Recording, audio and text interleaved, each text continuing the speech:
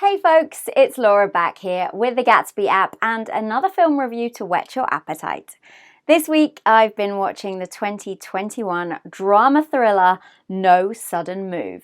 It's available to view on HBO Max right now, and if you head over to the Gatsby app, Rotten Tomatoes give it 90%, pretty decent, but 64% on the audience scale, and we give it an overall rating of B+ on Gatsby itself. The summary says, a group of criminals are brought together under mysterious circumstances and have to work together to uncover what's really going on when their simple job goes completely sideways. So, Steven Soderbergh is back. He's a legendary director and producer with a whole host of huge films to his name. Sex, Lies and Videotape, Aaron Brockovich, Behind the Candelabra, Ocean's 11, Ocean's 12, Ocean's 13. Yes, they seemingly get worse. Magic Mike XXL, some good ones, some questionable ones. But this time it's with a gangster thriller set in mid-1950s Detroit, a genre I don't familiarise myself too much with him.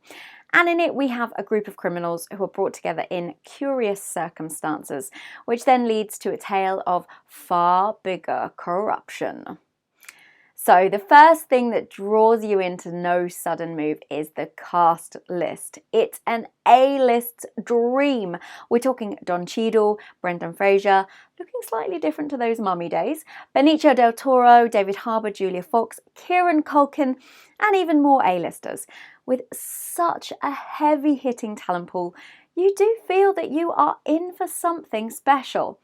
And how great is it to see Brendan Fraser back in a prominent role? I feel that No Sudden Move is one of those films which is probably going to be better on a second viewing. The number of characters, multiple storylines, some really complicated dialogue, the relationships between the criminals, and all the double crossing, which obviously is vital in these movies, means that at times it is easy to get lost. However, it's the kind of piece where you need to have an anchor to really follow all of what's going on. So having that first watch frame certainly makes the viewing experience more enjoyable. The costume and set designers certainly deserve heavy praise, as you're really transported back into the 1950s with amazing set design, particularly with the cars. Oh, the cars! The guys will be swooning at the cars. On to the cinematography, and Soderbergh made a decision to shoot a large part of this film using a wide-angle lens. It gives a fisheye effect and can be distracting at times. It's kind of weird, giving you the feeling that you're watching the action through a peephole.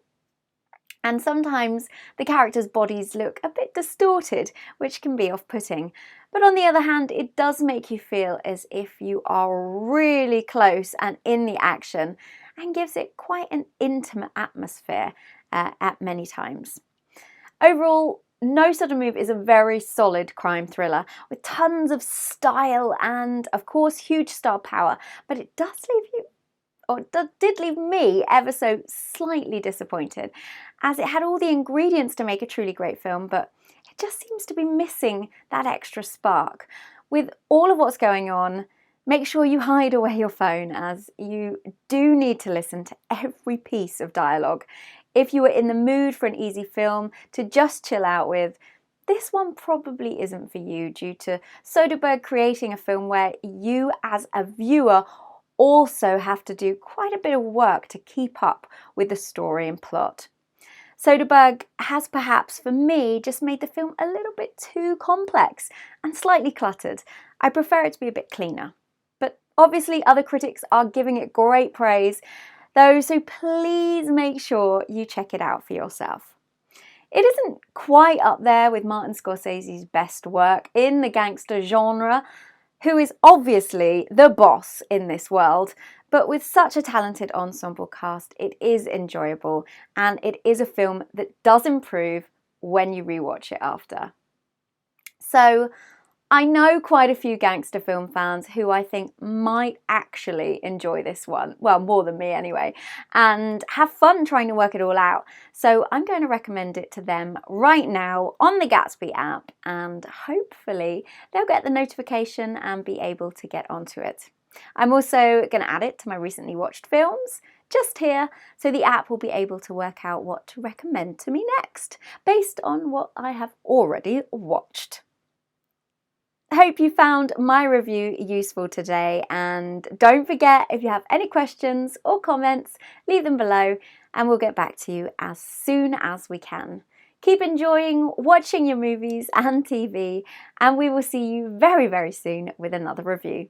Bye for now.